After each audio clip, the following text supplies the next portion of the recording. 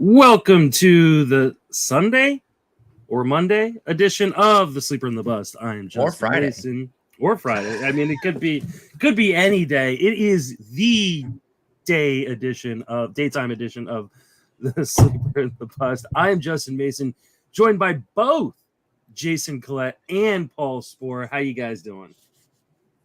Great to be back together, man. Yes, the band is back together officially. Doing a threesome. Yes. This is the most disturbing threesome you will ever witness. We have both all the guys are here today, and we apologize for not being able to record Friday. Paul had some stuff going on, and I could not record over the weekend. Jason couldn't record over the weekend too because it was Father's Day. So we thought, hey, let's get together and figure it all out on Monday. So we are going to talk some news and notes because there are quite a few players being called up right now. And then we're going to talk about some players who we are swooning over in June and because they are doing so well. And they're not having a June swoon. They're not having a June swooning swoon. Over them. We are swooning over them. I like it. I like it. We're flipping the script on that one. Mm-hmm. Let's start with O'Neal Cruz, my boy, finally getting the call. He has been he started off slow in AAA and then started crushing, and the Pirates just kept waiting for that Super 2 date to pass. It has passed, and he will make his debut for the 2022 season today. Paul, how excited are you about O'Neal Cruz? I can't wait to see what O'Neal Cruz can do, just in large part due to the fact of who he is as a person. He's 6'7", 210 at shortstop. I love that. He might play some outfield. Actually, I don't know if they're going to install him right at shortstop. There was talks of him breaking camp, and remember, his price was pretty high for a while there in draft season because there was an expectation that he was just going to make the team, despite only 6 games at AAA. They were 6 great games, but it was still only 6 games, so they send him out. I heard the thing about like working on his pinch hitting or whatever. That was an interesting take, but he wasn't killing it at AAA. Might be a little bit bored of it though, even though he's only spent 6 games there prior to this year. He just might know he's ready. So he's got that kind of explosive talent. O'Neal Cruz is a must pick up in all formats just because the upside is that rich. Jason, where are you out on Cruz? Is he a guy that you're rushing to the waiver wire for? Got him 3 weeks ago. In my OC, somebody drafted him, cut him. I got him for $3 3 weeks ago. I could just sit there and just smile while everybody else in the other league, while he goes for big numbers, because that was worth the stash. And before we started recording, I shared a team. He was one of the guys that I had in the bench. I got to move him in to replace Polanco. So, I mean, the timing is absolutely perfect. Oh, that's great. For that. So, yeah, it was that worked out because I said, because as we recorded last weekend, I told Justin my prediction was this past Friday they were going to bring him up in time for the home series, whoever they just wrapped up, the Giants. I mean, I thought they'd bring him up, so I was, a couple of days off. But had they not come up, I just feared this whole thing. I was like, oh, God, I got to cut him because I've got all these injuries coming up. And then he would come up the next day. So glad he's up. I got to see him play here in Charlotte a few weeks ago. I was at that game where we went 114 and 1-1 on exit velo. The sound, it's always the sound of the ballpark. You can, even in a full stadium, you can hear the sound of the ball off his bat. And I'm excited to watch him play. Maybe he'll flop like everything else that's come up this year. I'm sorry. The no names are having a great year, but all the Adley Rutschman's got one more homer than the 3 of us combined, I think. So it's all the big names are struggling to come up, but the no names, but the no names are having a great year at the plate. So let's see what O'Neal Cruz can do. But it's finally here. It's incredibly long overdue, but it's finally here. Yeah, I've been holding on to him in the leagues where I drafted him. And those of you who are following along prior to the start of the season know how big of a fan I am of O'Neal Cruz. So I'm super excited to be able to plug him into my lineups today. There are concerns about how much he's going to strike out, right? He's shown some strikeout downside in the minor leagues. However, over the last month, like I said, he started off slow, but in the last month, he has an 18.9% strikeout rate in AAA with 6 home runs, 2 stolen bases, and 289. I'm hoping that's kind of the guy, but there is a chance that he could strike out at a 30% clip. The beautiful part is he's on the Pirates, and the Pirates are okay with that. They've got guys like Michael Chavez. They're bringing him up to play, so I don't think he's going to face a Josh Lowian demise that we saw earlier in this season. And speaking of, Josh Lowe is going to be back in the major leagues. Jason sent us a nice little tweet this morning saying that they will be recalling him. Jason, do you think that Josh Lowe has done enough to fix his strikeout problems and be a productive fantasy player? Yeah, he's been hitting well down in Durham. I was there a couple of weeks ago at a game, got to see him play. Had a really nice game. So he's done that. He came up because the Rays had to drop a pitcher. They had to get down to 13. That's what's sparking a lot of these moves. Yeah, and which is great. Let's be real. But let's be real. He should have been up. He could have called a couple of weeks ago. I mean, the offense has been struggling mightily without Wander Franco and Brandon Lau. And Brandon Lau is probably still a couple of weeks away from coming back. He is just now starting rotational activities, according to Mark Tompkin. So he still may be out. He may be out through the All-Star break. And the offense has just been puttering along. Brett Phillips leads all of baseball in strikeout rate. And baseball is fun again, but it's not fun watching him in the lineup, along with Vidal Brujan, who's been completely overmatched.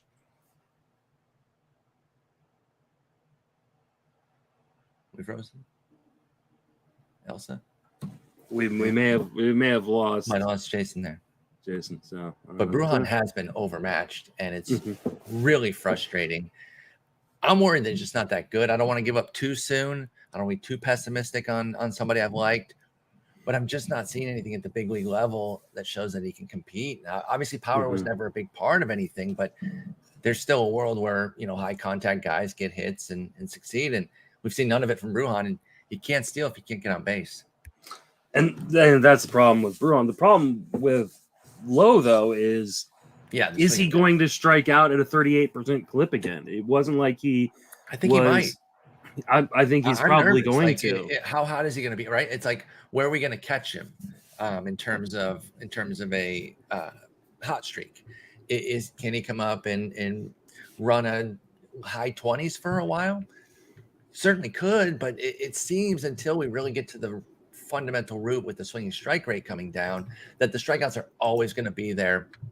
And so Josh Lowe is going to be one of those run hot, run cold type of guys that can be very, very frustrating for fantasy because you never know when to time them.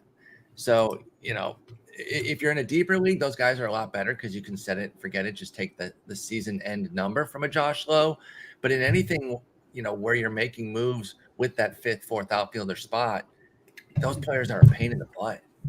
Yeah. I will say that over the month of June, he has been much better in AAA. He's got a 20% strikeout rate, hitting 321, 2 home runs, 4 stolen bases. So we're catching him in a hot streak here. Hopefully he can keep it going. But if the swinging strike rate is still in the double digits into the mid-teens, then it will eventually the strikeouts will come back. So hopefully, apologies. My bandwidth is probably worse than the Rays' offensive late. But the other thing, you just touched on the 4 stolen bases, and that's the other thing not to forget about Josh Lowe. No, he's low. As a fan, I still constantly forget it. But he is extremely good at stolen base. He's been caught once in the past 2 seasons. And so you look at his success rates off the charts. And so he should have the green light again. This offense is struggling to produce runs. So if Lowe can get on base, he has the opportunity to then steal bases because he has certainly earned it with his success rate. I want to say he is 29 of his last 30, something like that. It's absurd how good he has been in that capacity. He didn't get caught at all last year.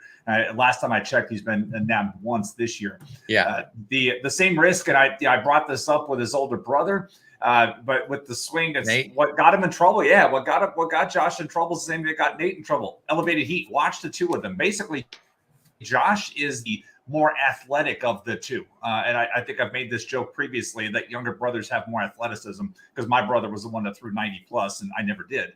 But I'm the more athletic looking one. That's Josh is Nathaniel's larger. They both have a swing that can maximize. They love hitting things waist down to the knees. So if you look at a lot of, let's say Lowe hits a home run tonight, does something here recently, see where that ball's hit. His older brother struggled with it, and Josh struggled with it before he got sent down. The pitches started getting higher. He couldn't lay off and wasn't doing much with them. So let's see if he's closed that loop. But the problem is it's clear that these two brothers were taught, conditioned either by dad, same instructor, whatever, because their swings look so much alike. And Nathaniel's, even though he left the Rays organization, has gone to Texas, it still looks the same. Yeah, and he still has that ground ball issue that keeps him from really getting into the power that Nate Lowe has. But I'll tell you, there's the other piece. I think Eric Cross tweeted it this week. Talked about he had a nice running graph showing how Nathaniel Lowe has basically started saying, I don't care if I strike out. Like he's over the last month is starting to give up contact to get into some more power. So maybe he's changing his swing. Good. So I think it was Eric Cross's tweet. Yeah, he's had it. I've seen him put it on a lot.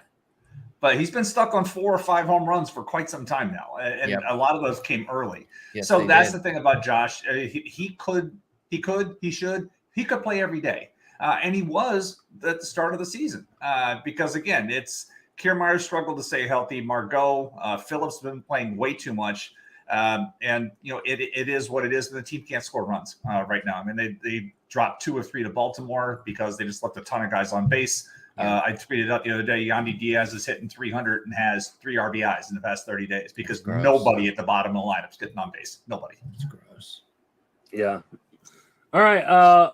Let's talk about another rookie who's about to make his MLB debut. Jeter Downs is getting called up to the major leagues. He's got 11 home runs in AAA, 11 stolen bases. However, he is hitting 180 as a 31% strikeout rate. Hey, but he has 297 OBP, baby. Yeah, I mean, Mondesi would be drooling over that 297 OBP. But is there any chance this works out well, Paul? Oh, there's a chance. I mean, it's a pretty hilariously low BABIP at 209. He's contributing to that by literally just selling out. He's 54% fly ball. He lives in the air, so it's not going to be a good batting average. It's not going to be much different than this. He wants to be a power hitter, and it's going to come at the cost of everything. And so if he continues to go for the power, Jeter Downs is going to be like this. But he can also run. So, if you've got the batting average that you can sustain a blow, maybe you go for this for the power and speed. Depends what your team context looks like. Jason, are you interested in Jeter Downs at all? The other piece, don't forget, Worcester is a really nice run environment hitting park. And so maybe that's why he is selling out, because it's favorable hitting park for hitters. But no, I mean, if you got this type, we've seen AAA types come up with this type of risk profile and just absolutely flop. I believe this is Downs' 3rd organization. He's been traded like 5 times. He's been quite the nomad before his call up. I would like to see a track record of those types of prospects too, and air quotes, whatever. But the guys that have been moved around, if you've been traded that many times, then eventually it's like, why? You can spin it both ways, right? You can spin it both ways, where it's like somebody always wants you, but nobody fights to necessarily keep you, right? So it's kind of a both ways thing. I mean, he was part of the Mookie Betts trade. He's a pretty big piece of the Mookie Betts trade. So, that there is some appeal there, but I hear what you're saying about the fact, from Cincinnati to LA and then from the Dodgers to Boston, it's going to be a volatile profile, but somebody who has a double-double already, I mean, there's has to be some intrigue there, particularly in deeper formats where you can take on such a bad batting average. And that's a great point. Can you remind me who he was traded for when he went from Cincy to LA? Who was that? Was that I need to find that out too. I can't remember. Was that when they oh no, that's too old. No, I'm trying to avoid the risk of multiple tabs killing my connection again. So yeah, that's why I'll find it. You don't worry. It's not listed under his profile because he doesn't have a major league profile yet. So I need to manually research it. So let's continue. the Josiah Gray Oh trade yeah, there you go. to LA. It was for Homer Bailey. Let's see. Homer Bailey went to the Dodgers with those guys, while Yasiel Puig, Alex Wood, Matt Kemp, and Kyle Farmer went to Cincinnati. This was, I guess they're still getting something out of Farmer, but oh my god, right? Yeah, that did not end well. And, those deals are hard too, because like with all the money stuff, and like it seems like the Dodgers also sent cash. Yeah. So I wonder if it was Bailey still getting paid a lot? Did the Reds come out ahead in cash on that deal? Because if they did, I'm sure they did. Yeah.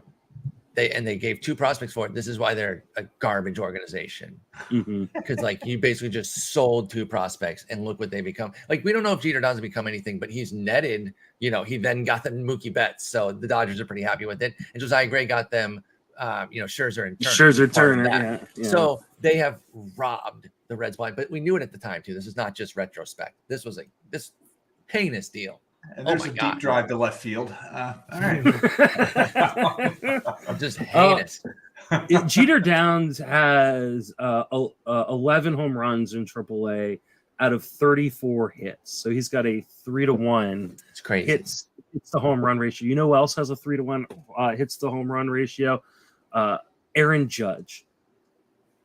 You're saying he's Aaron Judge with speed. I'm saying he's Aaron Judge. I like it. I'm with that. This is going to end really, really poorly, to be honest. I mean, the guy who's striking out that much in AAA, I think he's probably really, really going to struggle. I think he is kind of a guy you want to try to pick up if you can afford the batting average, just because the upside is huge. But he's also a guy that, like, we could totally see him not play very much. How many times have they already sent down Duran? Yeah. I mean, I could see him being good. I could see Jeter Downs being good at home, and like using that uppercut swing to just beat the hell out of the Green Monster, and then stealing bases, and then hopefully getting over the Green Monster a few times too. But yeah, with that kind of fly ball rate and strikeout rate, I just don't see a world where he hits anything better than 220. I think that's the upside. 220 is fine. If he hits 220, that's the upside though. No, that's the max. Okay. That's the max. Yeah. I think you're probably right. 190. So somebody is taking a baseball off my desk, so I'm going to have to. So on video, I'm going to put this little baseball statue on a tee. This is a tee. This is actually a bat. But has anybody seen how many strikeouts Jeter Downs has in AAA? Paul, do you want to look that up? I got you. He has a 31% rate, which is good for 69. 69. All right, there we go. Amateur humor hour. Sorry, I like the T thing too. Yes, that's great. Yeah. That's great. If it wasn't for the prop, I just want to let that go. But the prop made that good. I love that. Well done. So yeah, Jeter Downs, you can pick him up. Be careful. I'm not really going for him in a 10. If you have a natural opening and you want to take that shot for a week, just in case he catches fire, sure. But I would not cut anybody of import in a 10 for Jeter Downs. If I had Albies and I hadn't replaced him yet for some reason, and that I put him on the IL, so I have a free spot. That's how I'd pick him up in a shallow league. 12s and up, if you need the power and speed, but you have to be able to take the average. He's going to hit 170, I think. Has Atlanta not made a deal yet? Did they? Did I miss something? Being out with family funeral last week. They, with Albie's out, they're rolling. They're rolling with Arcia for right now. I mean, listen, he was actually raking last year. Remember when he came up, and I fell for it. I thought I think he's been decent before. I liked him a little bit in Milwaukee. He was hitting in AAA. He flopped completely, but he's hitting again in AAA this year, and I don't know. Or no, he's hitting in the majors so far this year. Never mind. He's not been in AAA, but in his 74 plate appearances, he's actually hitting. And so maybe they think, and listen, Albies was actually playing pretty poorly. They don't really have a high bar that they have to get to be matching what Albies was doing. Obviously they want something positive, but he was at a 90 WRC plus. Yeah. Like it wasn't great right now from Albies. It was brutal. Okay. Like I texted y'all to see, thought Cesar Hernandez would make such a great fit there, given the 1-year deal. They can move around and Washington's out of it. If Arcia can replicate him, they'll do that. But I that would have been a good name if they didn't trust Arcia. But I think I think Garcia can kind of maybe do that. Garcia's a good player. Yeah, I think he got kind of a bad rap. And he's 27, right? Yeah, like if he Magic age, he's 27. Yeah, What? the Magic age. I mean, if The he took Magic this age. playing time and hit 30 homers, it's written in the stars. He's 27 years old. That's a joke for old heads. Younger people do not understand. You that long-time age 27 listeners will know what we're talking about. Yeah, or just anyone who's played in fantasy for a long time when articles used to be written on age 27 guys. I remember at auctions guys paying up $3-4 extra. No, you would absolutely. There was a tax for being 20.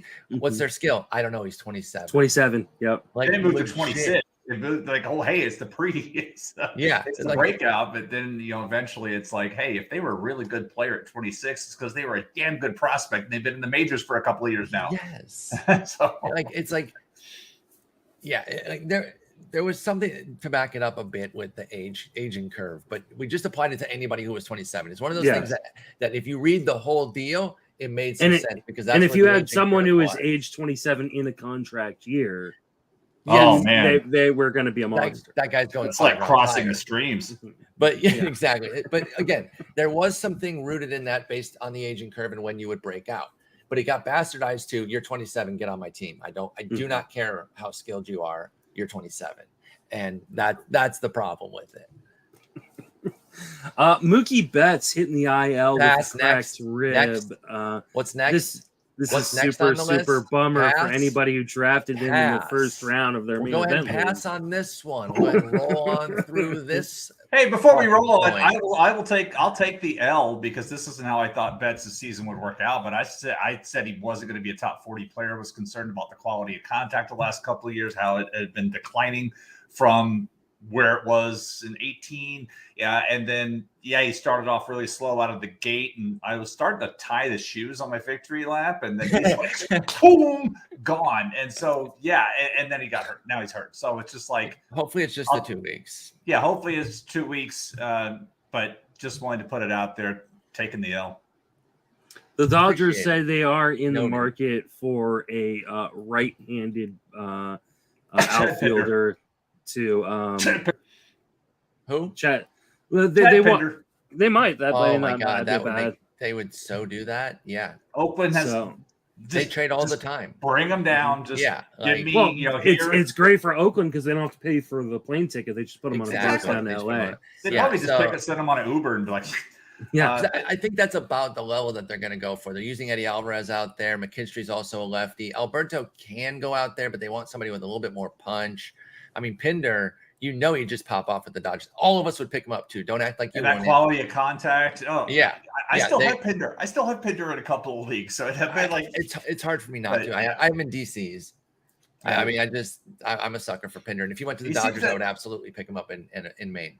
He seems to make the sense. Like you said, they've got a trade history there. A few things. He's the type of guy. When you look at some of the StatCast data, is like, oh, that makes sense. Oh yeah, okay. And if they do make a trade, people will be like, oh yeah, that totally makes sense. Totally makes sense there. And I like that fit. And he plays good defense. He has good defense out there too. So he will be at least adding defense. So let's get Pinder. Swipe right to LA. Let's go. So there's not much that is actionable. I do want to bring up, though, that there are now only 3 players remaining on my Barf League team that have not hit the IL yet this season. Dude, so if you are rostering Jake Cronenworth, Cedric Mullet, I took a bunch of him. Or Justin Turner, beware, they are the next to go down. And Justin Turner has been horrendous. He's been bad. He needs to get hurt. He needs to get hurt so you can do something with him. But it's like I think Mike Petriello has had this whole concern level with Justin Turner, and like he keeps retweeting it. And early on, it's like 1 of 10. Now he's like 9 of 10. He's like 9 of 10. I'm majorly concerned that it's his quality of contact not there, because it looks like there's just no punch in his bat then, because you'd look at the 240 BABIP and think that would regress because the plate skills are still there. But this is why you can't just use BABIP as, the luckometer, because if you think that it's there in the stats, if you just look at that, but once you then go down to his power and you see that the hard hit rate is down 5 points, And I mean, his barrel rate's still the same, or 8 to 7. But the hard hit rate down 5 points. You got to be hitting the ball hard, and you got to get those line drives to get the base hits for Justin Turner. Oh, I mean, we become spoiled as fans. Go ahead. Sorry. Exit velo down 2 miles as well, from 91 to 89. Fans. This is what used to happen. This is how much guys sooner used than to 37. It's like Dale. Yeah. I mean, I'm grandpa on the show, right? This is what happened with Dale Murphy. Dale Murphy was awesome until he sucked in a damn hurry. But this is what used to happen with guys when they got to their 30s. And then some folks started defying the law of physics, but as multiple people have said, Father Time always wins. Always wins. Undefeated. And yeah, you're right. It's going to happen. This is why I always say, like, once you're 35 and older, there doesn't have to be a smooth decline. It can just be gone. And it might be with Turner. Now, he might have a second half surge. He also has a 5% homer to fly ball. Like, there are reasons that you can think that if he, maybe he's nursing a little injury, and once that gets back to health, that'll give him a little bit more spring in his swing. I don't know. I haven't seen what Petriola has said. I'm sure he's looked at a lot of underlying statistics to be at a 9 of 10. So I would be concerned too. But there doesn't have to be warning with these. And that's why guys like that are risky. I will say it's always built into Justin Turner's price. Yeah. That this could happen because he always comes at a very nice discount. So yeah, you didn't get him for free, but the price that you paid, this range of outcome was in there. And so that's why you got such a low price. Absolutely. Last injury or call-up piece of news, a little bit of both. Manny Machado got hurt yesterday, sprained his ankle, kind of slipping over first base while he was running out of grounder. He looked to be in some extreme amount of pain, had to be helped off the field. Yeah. X-rays were negative, so that's a good thing.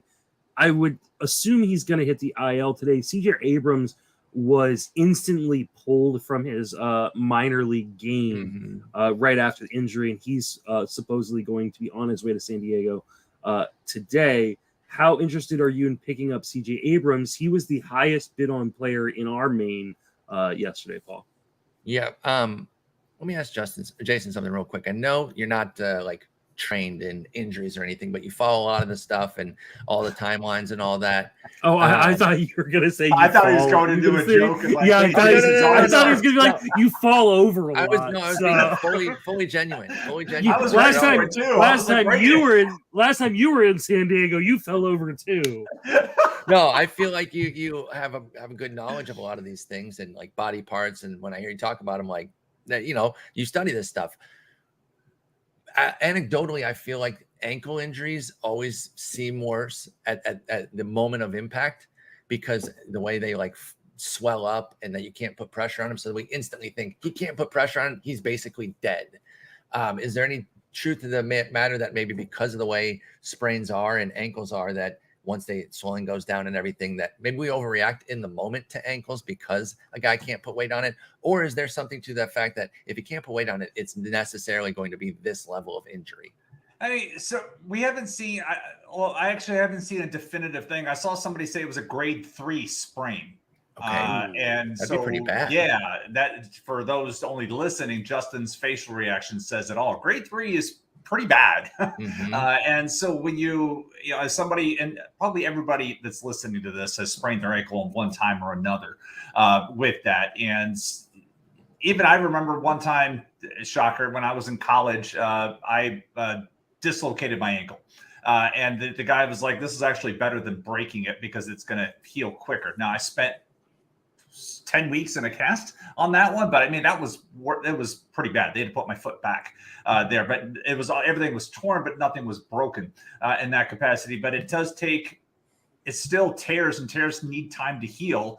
And first of all, you have to wait for that swelling to go down so you can start more rehab. So it's almost like the first course of action is rest, like literally elevation, not doing anything, icing, just so you can get some of that swelling down, so you can then begin some of that rehab activity. And drawing a blank on who, I saw something on Twitter this morning, and it's a fair question. Who's back first, Tatis Jr. or Machado? And that's a fair question to consider. But I also don't want to lose the opportunity to say, why in the hell does baseball still have these stupid, large, slippery bases, especially at first base? That's the they thing. Need to have the running base here.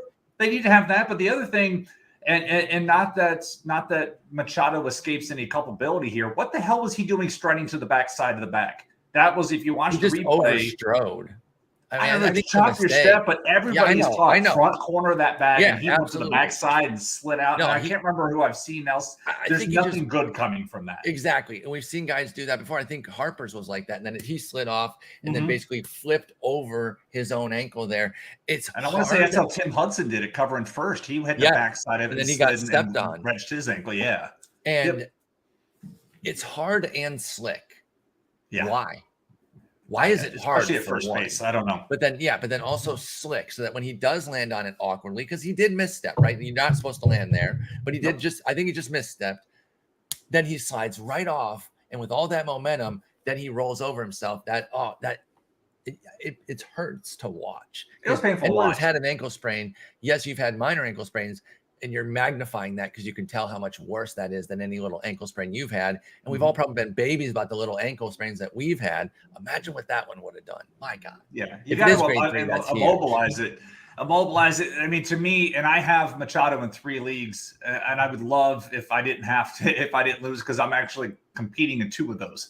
And it would be just brutal to lose him.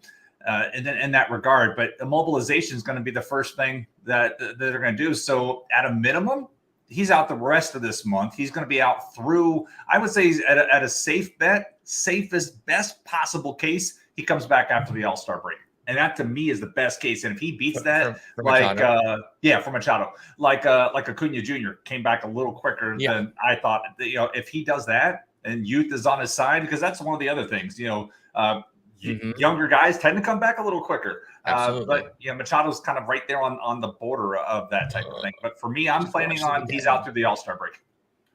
Okay. I think that could definitely be the case. And reading something on Twitter, this person that follows injuries at Inside Injuries, their 24K followed account, they not some random Twitter egg or something. Looks like a grade 1 or 2 inversion ankle sprain. Not high ankle, which is good. Recovery time can be anywhere from 1 to 6 weeks, depending on the severity of any ligament damage. So, like you always go high. Jason always goes high. He's taught me to go high, and that way, if they come back earlier, you feel great. But always just work high, because why psych yourself into hoping that it's going to be a 2-week injury? So let's plan for 6, and then kind of work back from there with Machado. So anybody you pick up, try to think of as like, I'd like to maybe get them for a month or more. So back to my original question, CJ Abrams coming up, is he the guy you're going to? I mean, yes, because, I'll tell you what, I will say this. I'd go for Orlando Arcia over CJ Abrams for the short term. Really? Yeah, for this year. Yeah. Yeah, I'm not sold that Abrams is like an instant contributor. He's been crushing in AAA. He's been great. Oh, yeah. No, he's great. But he's 21. I mean, he has 73 games. I mean, is he one of these guys that's like special instantly? Maybe. But, I mean, he has 72 games at double and AAA. Hardly any pro experience. I feel like he might be learning on the job a little bit, which is fine. I love that he can get called up and get a chance. But I think Arcia is better bang for your buck right now. Let's also not forget what I said about Worcester. Multiply that for El Paso. There you go. Absolutely, but I mean, you still. That's why it's a 116 OPS plus, which is good, but not like eye popping. Yeah, but I mean, he's still striking out, under 17% of the time. I didn't say he's bad. I just said I prefer stealing bases. I'm taking the upside on Abrams for sure. I don't think that's particularly close to too. And that's what I don't get. How is it not close? Arcia is 27. We just got done saying that if you don't think a 27-year-old who's been in the majors before, who has some one double under his belt, you don't think he's got just as much upside No, I don't think he has just as much upside. I just don't see how Abrams is. And like the problem with that, it would not surprise me if Abrams hits. We're talking upside, right? We're not. Yes, I think the argument you're talking is about 2% outcomes. Like you're talking like such scant outcomes. What's the most likely outcome? Let's deal. Fuck the upside. Okay, so let's work in the 50%. Because that's where I think you have the argument. I think that's where you. And that's what I'm thinking of more. Because if you're losing Machado, why are you just swinging for the fences? You need production. I know you'd love the upside, but you can't afford really to get nothing, because you go from him to nothing. I think you got to go from Machado. I think you got to be safer when you're replacing a superstar. All right, Jason, which one would you prefer? I'm on the Arcia side as well, because I want somebody who's been there, done that right now, and where he's got a chance to also hit a little higher in the Atlanta lineup, whereas Abrams is likely going to hit 8th in front of Austin Nola or Poirier, maybe even hit 9th. And Arcia is 8. Arcia is 8 right now, but right he could have more mobility than. So I agree with you. I just didn't want people to be like, well, he's 8 as well. Yes, they're both 8 right now, but I do think, and maybe even 9, like you said, because I think Hasim. By the way, we need to talk about Kim. So is Kim losing his job here? No, I mean, because it gets back to old safe. Yeah, well, it gets back to old safe boring guy too. That kind of theory. Yeah. You don't want to chase. Do you want to? And Arcia at 27, certainly not old, but he is also around. 5 years. He's 5 years older than Abrams, who has 400 plate appearances above rookie ball. So there's still a lot of where that could go.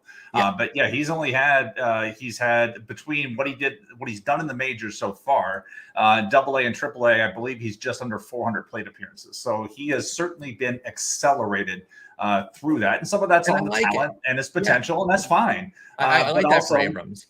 Yeah. It gets back to you want to chase the old boring guy, or do you want to chase the upside? And I get it. Justin wants the upside, and that's certainly fine. Paul, you also make valid points about somebody who's been there and done that. When you're replacing a superstar, it's better, know what you have versus what may be there too. I get trying to just get something there, because it is going to be such, especially Machado in particular. I mean, he was the superstar. He was great. This year. Oh. He was I bet he was hard carrying some teams that were maybe dealing with other injuries. This is crushing for my Tout Wars team. It's just a devastating loss without a doubt. So, I mean, at least I'm getting O'Neal Cruz on that team, but I mean, it's still not a replacement for what Machado had done this year, especially with the stolen bases. Yes, to get that many stolen bases out of third base. People were planning for 7 for the year. Like that would have been fine if Machado. And you may get 7 for the year now, but at least you got those 7. Yep. Now it might end up not being that'll be weird too. Like if he comes back and like runs like one more time and ends up with 8. And he basically says, once I came back, I didn't want to go with my ankle. That'll be weird how his stolen base upside is perceived then, right? Like he's on track for a big season. It might be derailed right here. That could be a huge bump. And how many times do we see that with a guy where for sure they start Trout running? I think because he got hurt stealing. Tim Anderson has done it like 3 or 4 times where he's either starts out or finishes really strong. Yeah, he'll eventually stop running soon too. I think with Tim Anderson. Mm-hmm. Can we laugh that somehow CBS has Machado listed as probable for June 20th? I don't know about that. Yeah, I think that is. I would say he's very. That is improbable. Yeah. So I was looking at lineup because I was like, oh yeah, I forgot to take him out of that one lineup, and he's listed as probable. But then again, so is Tyler O'Neill. Yeah, there you go. Yeah. Let's swoon over some players that are performing well in June, and let's start with Jack Swinski, who was sitting on my wife's bench yesterday when he hit 3 bombs.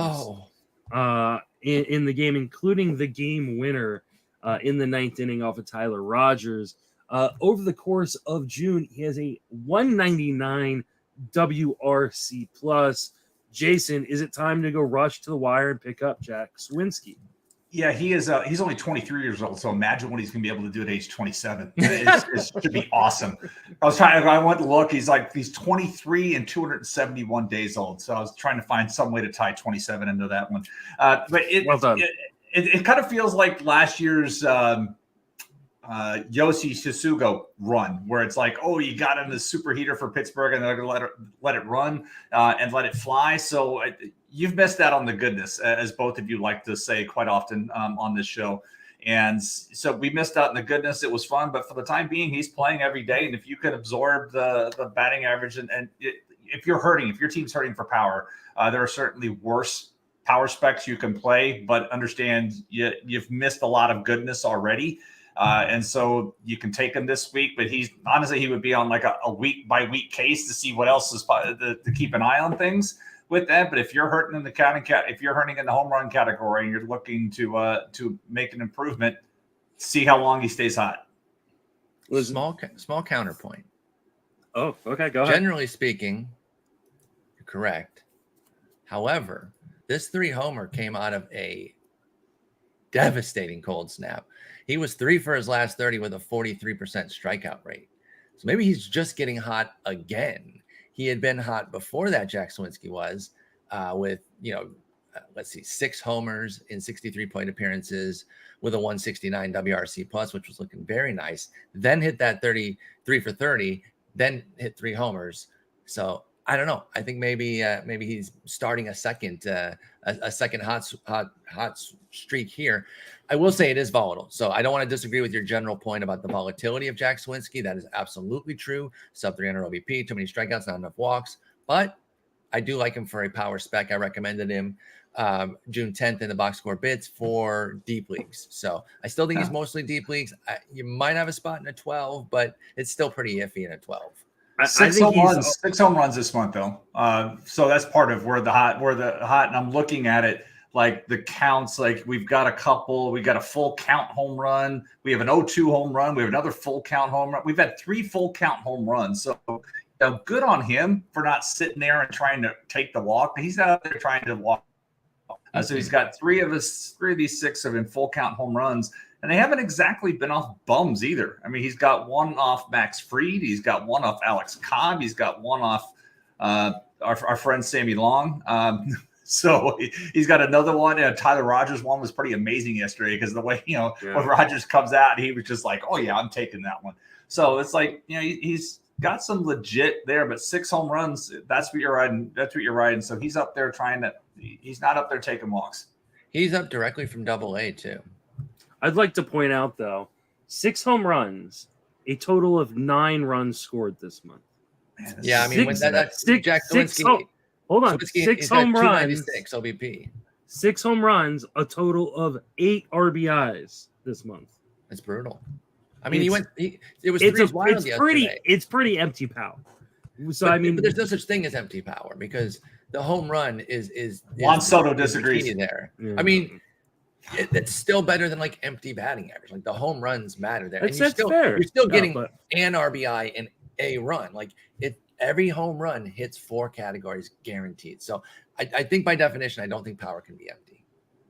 It's empty. But I hear it's about as empty as you can be in power. How about I hear what you're saying with the runs and ribbies. It's not adding to it, but it's still power generated that way. What about Garrett Cooper having a big month, 188 WRC plus? Paul, I know you've been a big Garrett Cooper guy in the past. Are you still on board and grabbing him in your leagues? Dude's a hitter, man. He's been nothing but a hitter. 123 WRC plus for his career. Just one of those guys that he'll be a name that we call out in like 10 years. Like, remember Garrett Cooper? And giant baseball nerds like us at AFL will be like, oh my God, yeah, Garrett Cooper was so good. Imagine if he had stayed healthy. But he's just a good hitter. You play him when he's healthy, and then you inevitably put him on your IL or cut him when he gets hurt. Jason, are you picking up Garrett Cooper? The Dave Bush of hitters. That's what he's going to be known as at First Pitch Arizona. Dave Bush of hitters. The skill's always there. The production never was. And same thing. I mean, there are a lot of Garrett Cooper fans. Go on Twitter. Everybody loves Garrett Cooper. And he's got a great looking swing. And you're always like, what if? And then he gets hurt. And that's the problem. So, yeah, I would love to have Garrett Cooper as a piece to use, especially on some of these teams where I'm struggling to keep a roster together with ace bandages and Band-Aids with it. So, yes, but there's a reason why he is 31 years old and he has 34 career home runs. Yeah, I mean, he's a guy who's like slash line is nice. Garrett Cooper is a 289, 363, 460 slash line since 2019. That's 1,033 plate appearances. But even his 162 average over that time is 21 homers, 80 ribbies, 75 runs. So when you're getting chunks of that, you're not getting much production. There is some empty average here with Garrett Cooper, but we have seen a little bit of a power uptick lately. Not this year, but lately. And, again, right now, if you need to plug a hole, there's not much better out there. So I think Garrett Cooper can be a little bit of an oasis, but keep it measured, the expectations of what you're going to get power-wise. Yeah, I don't think you're going to get much power wise, especially Nah. while he's hitting 50+% ground balls in the It's an course of, average. He of missed a June. super happy fun ball. That was a Yeah. fun year. 19 was a fun year for him, but he had 15 home runs in 19. He's had 19 since. Yeah, unfortunately, yeah, and the thing is, he's not trying to pull the ball either. In the beginning of the season, in April, he was pulling the ball 54% of the time. It looked like he was trying to get the ball into the air a little bit more, but since then, it's 26% pull percentage, and this month a 51.2% ground ball percentage, only getting the ball into the air 22% of the time. And it's an empty average, unfortunately. A And 10% trying to home go run rate. Oppo in Miami is a great place too. A 10% home run rate at that as well. But I mean, I will say he didn't really lose the power in 20 and 21. Those 15 homers that he had were in the same amount of games that he had in 2019 for Garrett Cooper. But this year, the power is lower, 10% homer to fly ball. Miami's not the place for power. So you're getting some batting average from Garrett Cooper, and really you're just getting somebody who's playing in the middle of an order. It's funny. I actually had him in that same Jack Sawinski article. I had Garrett Cooper in that article as a recommendation. Well, let's move on to one of the few guys in Tampa Bay that is hitting, and that is Ji-Man Choi with a 174 WRC plus 2 home runs with a 340 batting average during the month of June. Jason, is it time to pick up our boy Choi?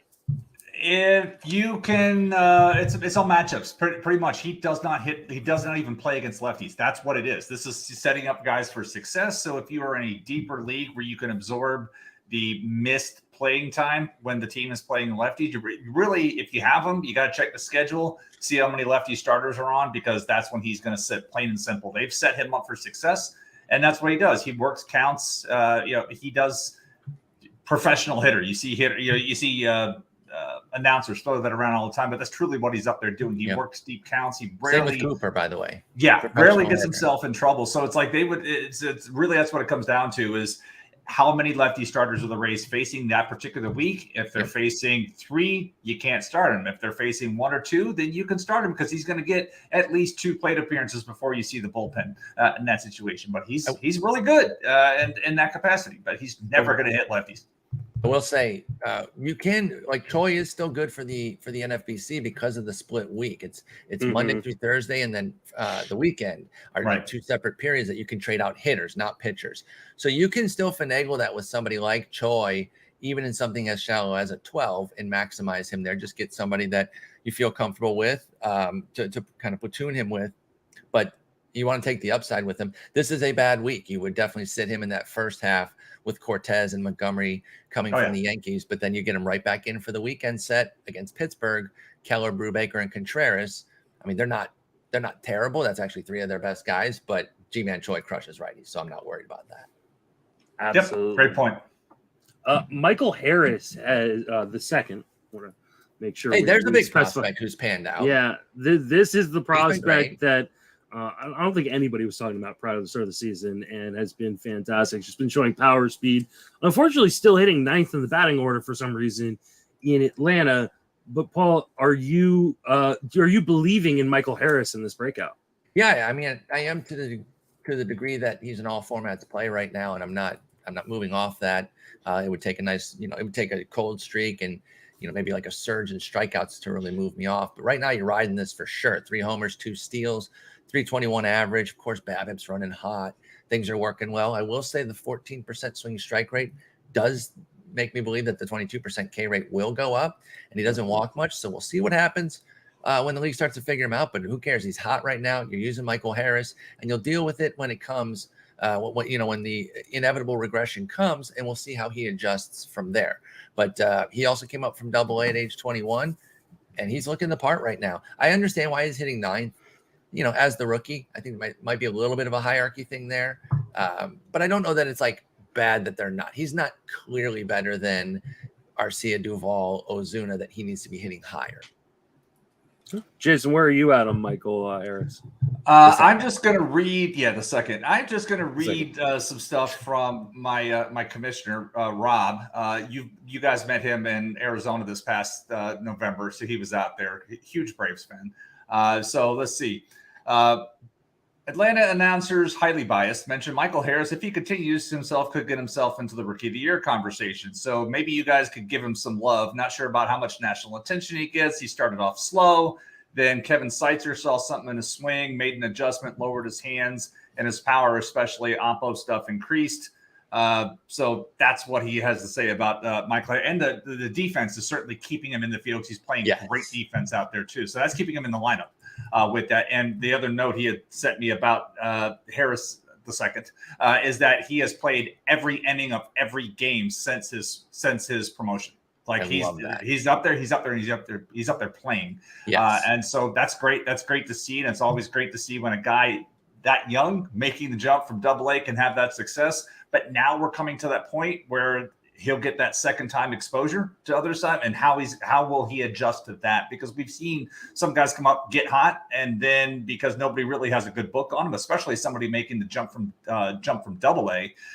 Now what's going to happen that next time around? Now that they have a book on him, they know what he can do. Scouts will pick up on that really quickly, and then we'll see what happens. So I'm not all in. But it's really nice to see somebody of his pedigree having that type of success right out of the gate. Yeah, you go with this till they adjust, and we'll see what Michael Harris does to adjust to the adjustment. It will come. It will come. I did talk about him in my Wednesday roto write-up after he hit his second home run. He's hit his third since then. I love the power speed combo. I do agree with Paul, though. The strikeouts are going to come, and that may end up being a problem, especially because he does not walk a ton. However, he hits, he's got his zone contacts around 82%. So like just a little bit below league average, but not not drastic. Yeah, it's not bad. Like it's not like back to the minor leagues bad.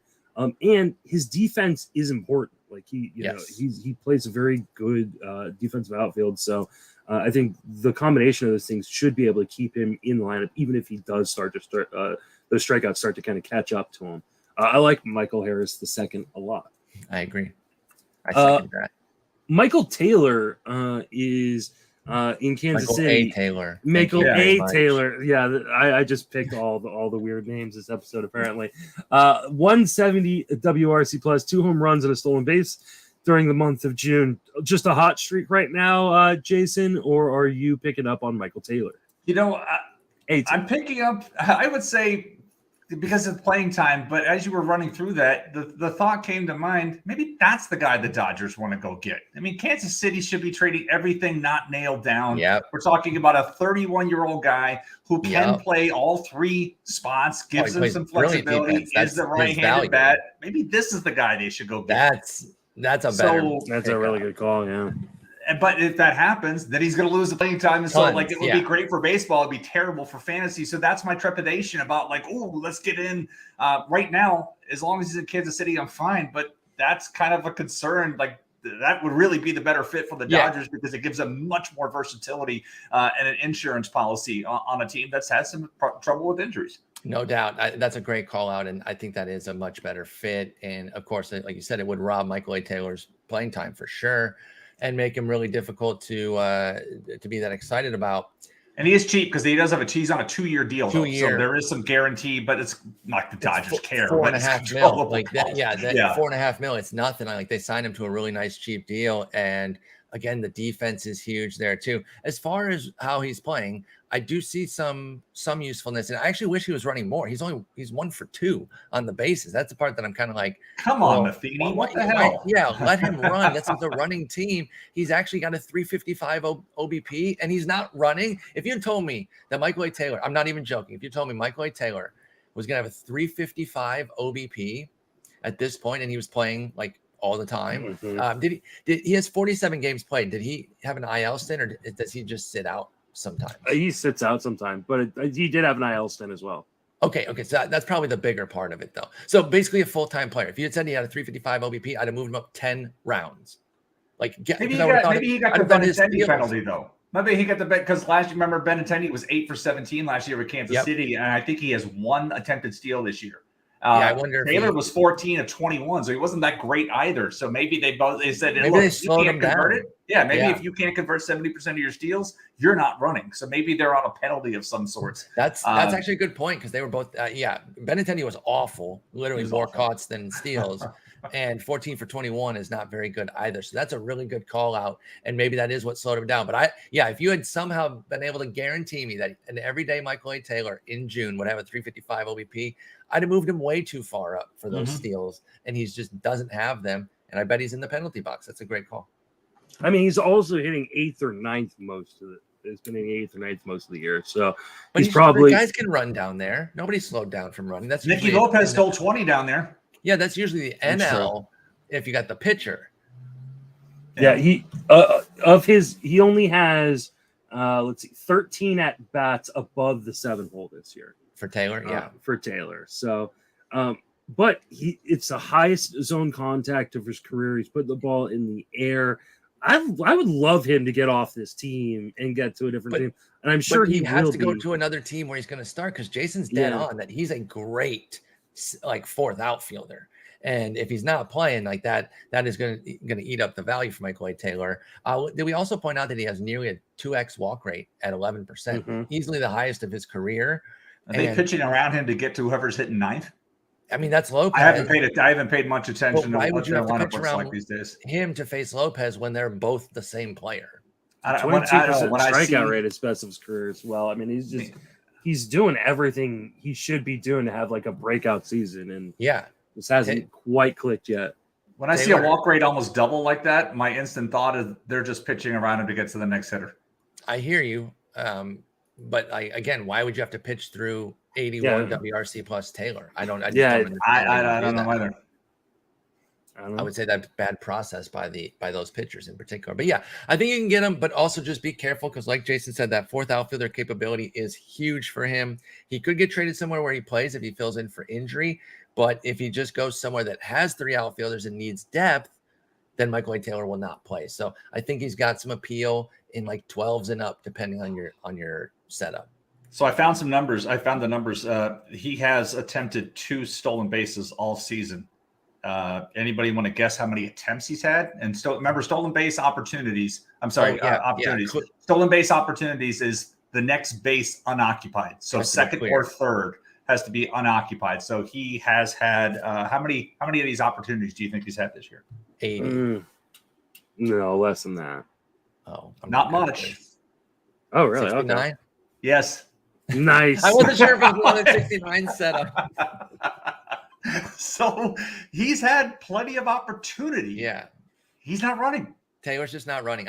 I'm buying in the penalty box idea because Benintendi slowed down too. And I thought Benintendi might get back on track because I thought the rib was part of what happened and why he was maybe running poorly and maybe he wasn't sliding as aggressively or something. He only had a few of the cuts after the rib was diagnosed, but I wondered if it was maybe affecting him before that for Benintendi. So I don't know, but neither of them are running. Benintendi doesn't even have a single attempt and he has a 358 OBP. And this is a running team. And so the penalty box thing is getting, it was a running has some team. Credence. Well, yeah, but okay. Are the rest of the guys running? I'm checking it right now. Where are they in steals? And that might hurt to Benintendi because I had taken him in some leagues for that particular reason. Me it's too. like, I know, they're middle of the pack. They're 15th in stolen bases. So have they made a concerted effort? It appears so. Did somebody get to Matheny to slow down? Or did he decide I want to slow down? Yeah, because look, Benintendi's had 135 opportunities. 135, and he's yet to attempt a stolen base. Like Witt, because they were the number 1 team in baseball last year. And not particularly close either. They're always up near the top. They had 14 more stolen bases in San Diego. So Mondesi got 5 opportunities in 54 plate appearances. He was able to run. Merrifield has 9 this year, 8 steals, 1 caught, and Bobby Witt has 10 in 12. And Lopez is 4 for 4. So it looks like it's only the high volume guys that are great at it. I'm really buying into this penalty box theory where they slim down. We're not just going to run. Only the guys who can actually do it are going to get to run. I think Jason's dead on that they have been. So penalized. if he gets traded, would you be comfortable saying he'll get some more opportunities for stolen bases elsewhere? Clean slate. Paul, you're coming here. We don't care what happened over there. It's a new place. Let's see what you can do here. Yeah, if you get on base like this, you can run here. But again, that would depend if he's coming to fill in for somebody who is on a full-time role or if he's going to be fourth outfielder guy. I will say though, if you went to the Dodgers, I would still have some interest, at least in like a main event setup, because they play their guys a lot. They like everyone seems to get some burn, so he would still get some burn. And if he's playing like this, again, we're talking about Michael A. Taylor. Sorry, we've been talking about him for a long time, but yeah, I think he'd still play. So let's just see where he goes. We've spent too much time on Michael A. Taylor, but it's been a fruitful discussion about Michael A. Taylor and what Michael A. Taylor could maybe do on another team should Michael A. Taylor be traded. What's his name? Michael A. Taylor. There you go. That is going to wrap us up for this episode. I'm going to move the pictures to for Sunday, or we can talk about them on Friday, Paul. Jason, remind everybody where you can reach. What are you working on? So I could be reached at Jason Collette on Twitter. At RotoWire, there's an article coming out about stolen bases and about which teams are doing a good job of controlling, which ones aren't. An example of this would be like if you see a matchup where Noah Syndergaard is pitching to Kurt Suzuki.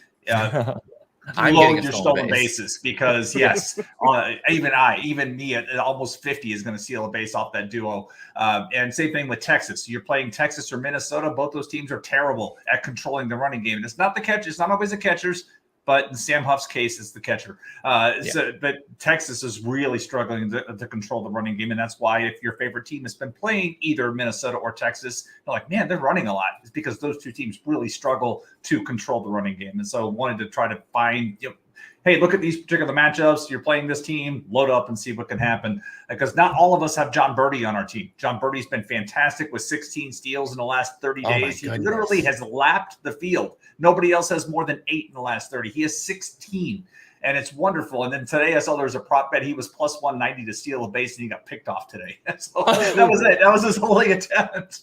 That's amazing. But that was, David Peterson, lefties, man. It comes down to that. So Birdie's not done.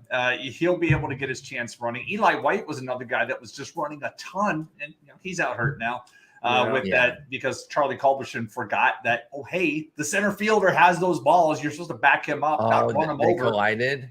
Oh yeah, collided, broke his wrist. Oh, it's nasty. It's like as a left fielder, you take the back, the center fielder got and like wham, broke his wrist. And it paid because I have Eli White in 2 AL only leagues, and like he was on one of them, I lost Mondesi, so it was like I got White and just like, hey, here come the Seals, and then I've lost him. So like my team is now Andrew Benintendi on in the stolen base department. It's ugly. So that's what's coming out. And wanted to jump on and record today because next weekend I am in New Orleans for a work conference, my first one in 3 years. So if you happen to be at ISTE and you're an ed tech person, find me at ISTE. I'll be there, booth 1130. And then we got July 4th weekend coming up after that. So you won't hear my voice for a couple of weeks. I will bring in a replacement to be named later for Sunday. Paul, where can you reach? What are you working on? That's Sporer on Twitter, on Twitch. Box score bits up today. Are we potting tomorrow? Yeah. Okay, that's what I thought. You said move those pictures to Sunday. I was like, we could maybe talk about it tomorrow. But yeah, so we'll be potting tomorrow, and I'm debating doing like a full ranking rundown, like I did for my pitcher for every position. But I don't know if I want to do that. So I'm still working on my pitcher ranks. I will have them done at least by Friday. At worst, so, maybe even done tonight. We'll see. If they're done tonight, we're talking about them tomorrow. If not, we'll talk Friday. But either way, you and I will talk tomorrow. Jason, have a good one. Great potting with you. Have a good one. I can't. Fidel Brujan's the number 5 hitter tonight. How can I have a good one looking at that goddamn lineup? No. Oh, sorry. No. It's so frustrating. How about just go drink a beer, Jason? I'm going to go out and do yard work, maybe go swim some laps. I don't know if I can watch the game. Brujan hitting number 5. Wow. All right. Take it easy, guys. Bye, guys. See you guys.